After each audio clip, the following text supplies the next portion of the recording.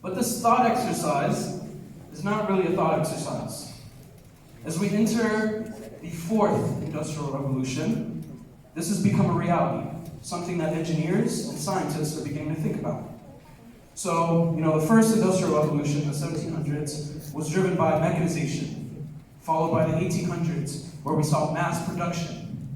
And then in the 1900s, we saw automated production as a result of information technologies and new electronics.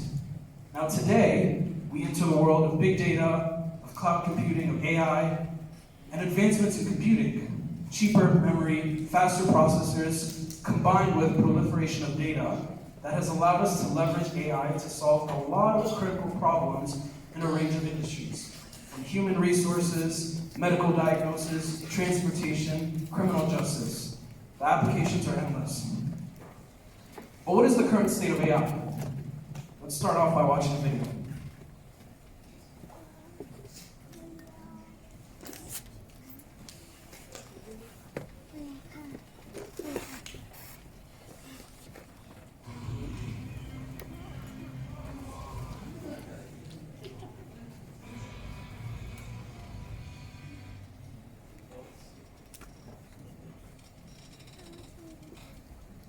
All right, this is from a 2001 film called Space Odyssey.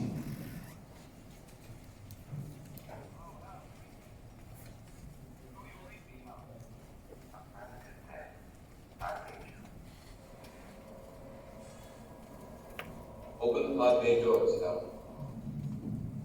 I'm sorry, Dave. I'm afraid I can't do that. What's the problem? I think you know what the problem is just as well as I do. What are you talking about, Hal? This mission is too important for me to allow you to jeopardize it. I don't know what you're talking about, Hal. I know that you and Frank were planning to disconnect me, and I'm afraid that's something I cannot allow to happen.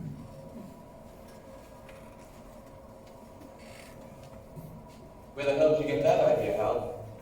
Hey, although you took very thorough precautions in the pod against my hearing you, I could see your lips move.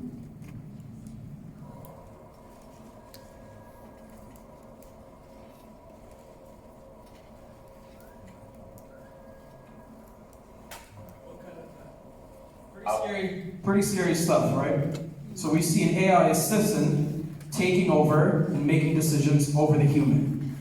Now that's sort of the long-term vision for AI. That's where researchers are hoping to go. This concept of general AI, where computers can be designed to possess the characteristics of consciousness. They can solve problems and do cognitive tasks at better rates of accuracy than humans. But that's not where we're currently at. Where we're currently at is commonly known as narrow AI, which was previously discussed. The idea that a computer can be designed to complete certain processes that are very narrow or specific in nature, like self-driving cars, or Siri, or Facebook advertising. However, a lot of the efficiency that has come from these systems has come paired with a growing concern for what their societal implications are. Now let's consider the first societal implication, the future of work. A 2015 study by Oxford University suggested that 40% of the labor market will be taken over by AI and automation within the next 15 years. 40%. So here you can see some of the industries that are at most risk. So industries like health or communications could potentially see an increase in job opportunities. But areas like transportation or manufacturing or even the financial sector are really prone to threats of AI. That same study also suggests different occupations and their likelihood of being taken over to automation. Now the second thing we consider is systematic bias. So here we see Google Translation Services, which provide feminine or masculine translations for gender-neutral words. So for the Turkish way of expressing he or she in a gender-neutral form is a doctor, Google Translate inherently has the bias of assuming that roles like doctor are designated for males, where roles like nurses are designated for females. So clearly here we see the true risk of gender bias in these algorithms. An MIT study has also shown gender and skin type bias in computer vision algorithms, where facial analysis software shows error rate of 0.8% for light-skinned men and 34.7% for dark-skinned women.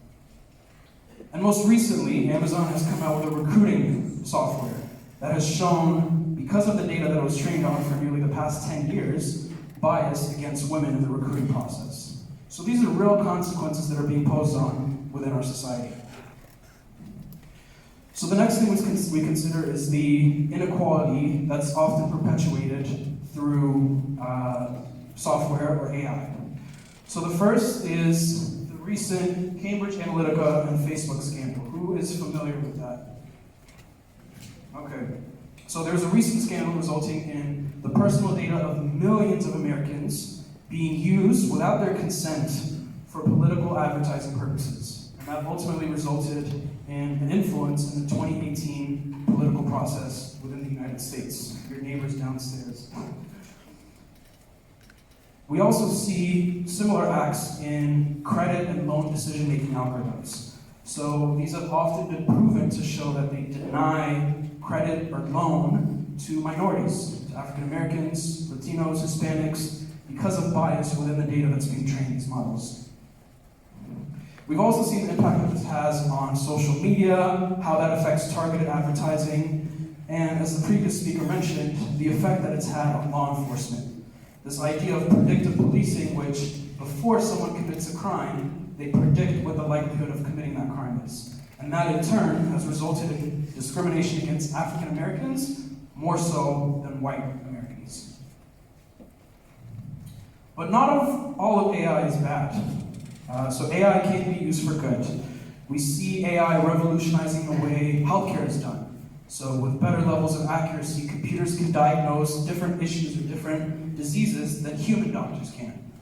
Similarly, we see how AI can be used for personalized education. Different people learn in different manners. So AI can be leveraged to customize that education experience. AI in agriculture and Internet of Things is transforming the way agriculture works for 25% of the world population. Nearly 2 billion people depend on agriculture for income. And then in areas like marketing, e-commerce, business, we also see the role that AI is playing. So ultimately, we've seen a shift in human experiences. It's more personalized, it's allowing for job training and education and other things that would necessarily take up time without the availability of AI. So what framework can we apply as we move forward in this digital transformation or this fourth industrial revolution? So I propose these 5 key ideas, the first of which we've accomplished today. The importance of considering the ethical and societal implications of artificial intelligence within humanity and society. The second is the importance of collaborating across disciplines. So the first case study we did showed that there's ethics and psychology and policy and so much that goes into the decision of how a self-driving car should operate. So we have to learn to collaborate across disciplines in designing these systems. There's also the importance of valuing diversity. So a lot of the bias against women or African Americans in these systems stems from a lack of diversity in data sets, a lack of diversity in teams who make these models. So we have to better understand the true value and importance of diversity in the workplace. The next thing is thinking outside the box. As youth, you guys present new ways of problem solving, new ways of thinking about existing problems. So that can be quite pivotal in addressing a lot of these issues. And the last thing is the importance of optimism. Mindset is everything, mind over matter. So we have to move towards an era where we think about AI as having a potential positive impact within our society, and not necessarily being just detrimental. So let's play this video.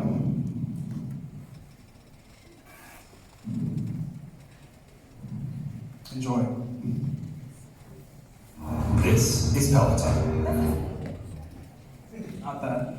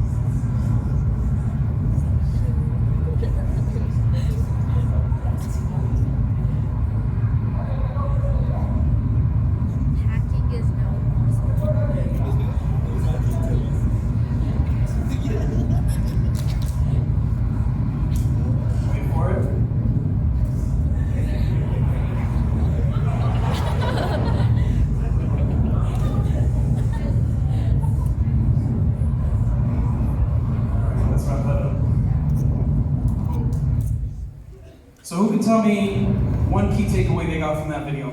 One volunteer. Say it out loud. Did I hear something? Sometimes the best solution isn't what everyone is doing. Exactly. So sometimes the best solution isn't what everyone else is doing. One more from this side. Anybody?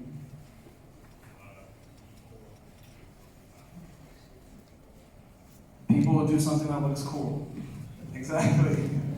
So the key idea here is take risks. Sometimes the best way of solving an existing problem isn't what an existing solution entails. So think outside the box. Think of new ways of approaching the same problem. So what are key takeaways from today? We covered sort of where we are in society with the advancements in computing and all the data that we have access to. We talked about how AI is integrated into our society. What are the recent threats? What are the recent promises? And then we talked about a framework for how we can achieve an optimistic AI-driven future. We did this through awareness, we did it through education, and we did it through youth empowerment. So I want to leave you with a quote by one of my mentors and professors, the late Professor Patrick Winston, professor of computer science and artificial at MIT. He said, "You can do it. Only you can do it. You can't do it alone." So as you go forward, dare to dream big, to take risks, and to solve problems in a way that haven't been done before. And I believe that you guys all will help shape a bright and optimistic AI-driven future. Thank you.